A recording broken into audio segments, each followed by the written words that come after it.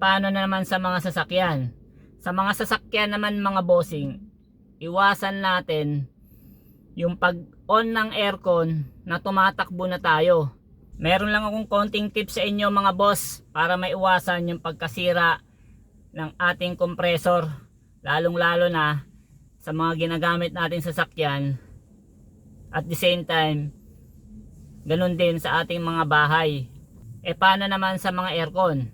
Sa mga aircon kasi mga bossing, ang pinakabuhay o sentro ng buhay talaga ng aircon is yung ating compressor. Ngayon, kung ang kuryente na pumasok ay biglang taas o nag-fluctuate, ibig sabihin yung compressor natin mga bossing, bigla din yan aandar at biglang mamamatay. Ganun ang nangyayari sa mga bahay pagka nagkakaroon ng fluctuation, biglang patay sindi yung ating power supply.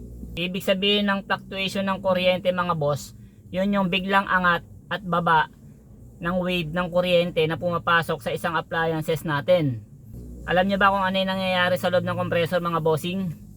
Ang nangyayari doon sa compressor mga bossing, nagkakaroon niya ng loose compression pagka hindi na bumalik o tinamaan yung kanyang flapper doon sa piston. Yung piston kasi mga bossing, yun yung bumabangga doon sa flapper na siyang nagproproseso sa cycle ng refrigerant.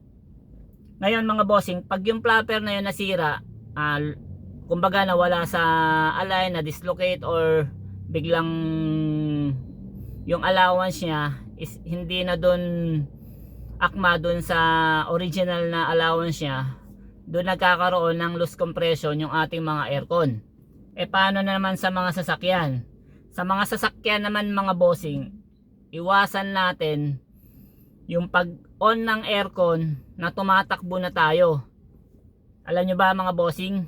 Kasi kapag nag-on tayo ng aircon na tumatakbo na tayo at biglang nag-engage yung clutch natin, dun biglang pumapalo yung andar ng aircon. Parang fluctuation din yan ng kuryente, na ang sisirain niya is yung ating valvula o yung flapper doon sa tinatamaan ng piston, kasi yun yung nagpoproseso sa refrigerant cycle, ang piston at yung flapper.